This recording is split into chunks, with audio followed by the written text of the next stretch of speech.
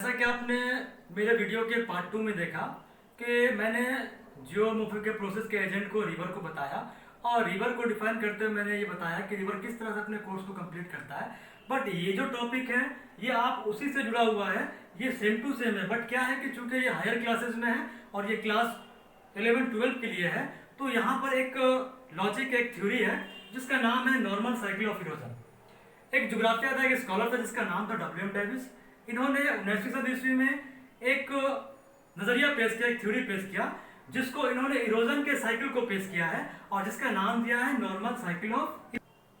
Normal से मुराद के ऐसा इरोजन का अमल जो आमतौर पर होता है, सपोज दैट कॉमनली होता है। आपने किसी भी इलाके में नदी को बहते हुए देखा तो नदी के जरिए जो कटाव होगा वो मेरा नॉर्मल साइकिल ऑफ इरोजन होगा, जिसको हम लोग क्या बोलेंगे, फ्लुवियल साइकिल ऑफ इरोजन, यानी पानी के जरिए कटाव का चक्र। ये जो कटाव का चक्र पानी के जरिए होता है, इसलिए इसका नाम क्या रखा है, नॉर्मल साइकिल ऑफ इरोजन। इसका एक और पार्ट भी जिसको हम लोग बोलते हैं एरिड साइकिल ऑफ इरोजन, वो एक अलग है, मैं उसको अगले वीडियो में डिस्कस करूंगा।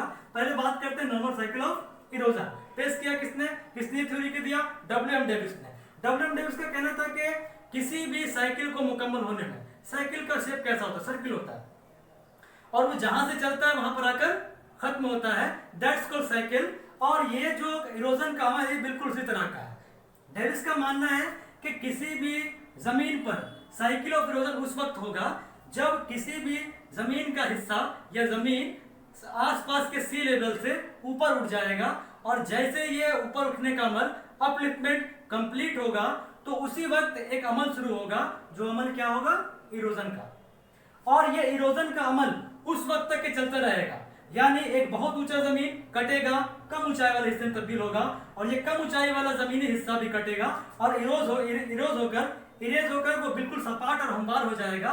यानी जो हिस्सा मेरा बेस लेवल से अपलिफ्टमेंट हुआ था, जो हिस्सा मेरा बेस लेवल से ऊंचा हुआ था, फिर कटाव का अमल शुरू हुआ, वो कम ऊंचाई वाला हुआ, और कटाव का अमल होते होते वो बिल्कुल हमवार हो गया, यानी जिस तरह का जमीन पहले था दोबारा वो उसी तरह के शेप में तब्दील हो जाएगा।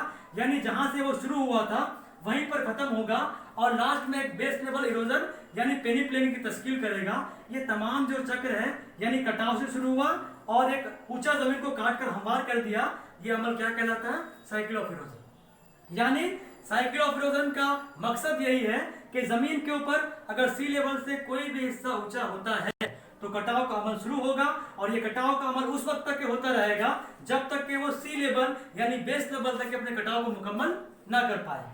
डब्ल्यू एम डेविस ने बोला कि कोई भी साइकिल ऑफ इरोजन या कोई भी प्रोसेस जो होता है वो जनरली क्या होता है, तीन हिस्सों का मिलाप होता है। क्या होता है, स्ट्रक्चर, टाइम एंड प्रोसेस, या प्रोसेस, टाइम एंड स्ट्रक्चर, ये डेविस ने बोला। अब वो बोल रहा है कि ये स्ट्रक्चर क्या है, तो जमीन में ऊपर बहुत सारे चट्टान है, नर्म चट्टान है, सख्त चट्टान है, hard rock, soft rock, cracks है, फ्रैक्चर्स है, फॉल्ट है, ये तमाम चीजें क्या है, नेचर है, किसका, जमीन का नेचर है, दैट्स कॉल्ड स्ट्रक्चर।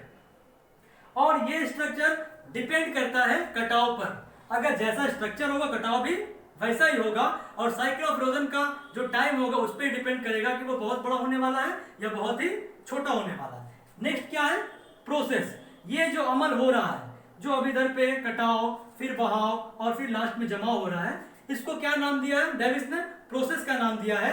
और ये तीनों चीजों को मुकम्मल होने में जो टाइम लगता है उसे क्या नाम दिया गया है, टाइम का नाम दिया गया है। तो मालूम क्या चला कि ये जो नॉर्मल साइकिल ऑफ इरोजन है जनरली नदी का बहाव ही है, बट चूंकि इसमें तीन चीजों को नोटिस किया गया है और इसमें यह बताया गया है कि कटाव का अमल उस वक्त शुरू होगा जब जमीन का अपलिफ्टमेंट मुकम्मल तौर पर हो जाएगा, और जब मुकम्मल तौर पर जमीन का अपलिफ्टमेंट होगा तो कटाव का काम शुरू होगा, और ये कटाव का काम उस वक्त तक होता रहेगा जब तक के जमीन का कटाव बेस लेवल इरोजन तक ना हो जाए।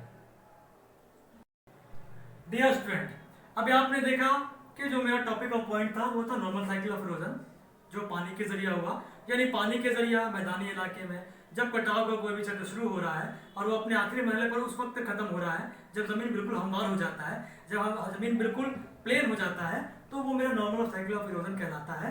बट अभी जो मेरा दूसरा पार्ट है, चूंकि ये साइकिल ऑफ इरोजन से जुड़ा हुआ है इसलिए मैं डिस्कस कर रहा हूँ इसे, ये एरिड साइकिल ऑफ इरोजन।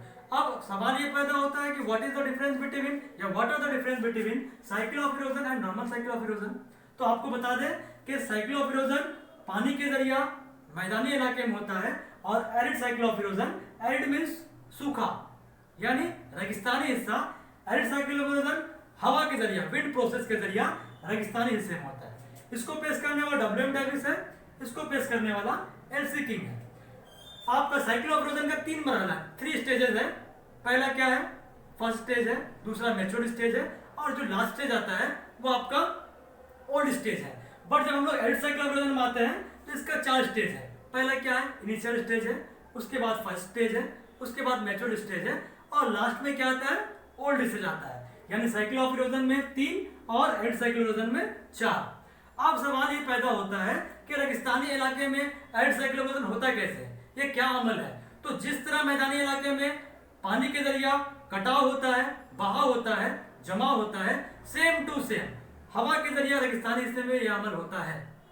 अब सवाल ये पैदा होता है कि जब हवाएं लंगे रेगिस्तान में बहती है, फ्लो करती है, तो वहां पर जो पहला असर होता है, जो चट्टान वहां पर मौजूद है, जो वहां पर चट्टानें मौजूद है, अगर सपोज दैट वहां पर कोई चट्टान का हिस्सा है, कोई चट्टान का हिस्सा है यहाँ पर मौजूद है, अब हवाएं चल रही है, कभी इधर से आ रही हवाएं, कभी हवाएं इधर से आ रही है, तो यहाँ पर क्या होता है कि हवा का कटाव का अमल होता है, और हवा क्या करती है कि जो नर्म चट्टान का हिस्सा होता है उसको काट कर बिल्कुल उड़ा ले जाती है, और वहां पर क्या होता है कि एक नक्शा बनता है जो देखने में मॉनसून रोग की तरह होता है, और ये एक शेप है जो रेगिस्तानी इलाके में बनता है हवा के कटाव के जरिए।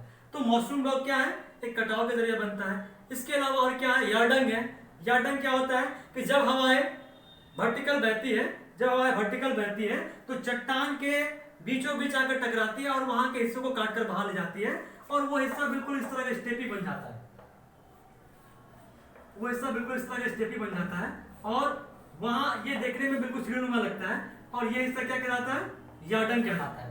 तो कटाव के जरिए मशरूम बन रहा है, यार्डंग बन रहा है। इसी तरह बहाव के जरिए जब बालू का बड़ा बड़ा टीला एक मुकाम से दूसरे मुकाम तक बह कर जाता है, यानी फ्लो होकर जाता है, और वहां पर वो बड़े बड़े टीलों में जमा होता है, जिसको सन ड्यूज बोलते हैं, बालू का टीला बोलते हैं। अगर ये क्रिस्टल शेप में जमा होता है, मून शेप में जमा होता है, तो उसको हम लोग बरखान बोलते हैं। अगर बरखान का किनारा बिल्कुल शार्प होता है, उसको हम लोग शेप बोलते हैं। तो मालूम क्या चला कि बहाव के जरिए और जमाव के जरिए रेगिस्तान हिस्से में बहुत सारा शक्ल बन रहा है, जो क्या है, मेरा एज ए जियोमॉर्फिक है।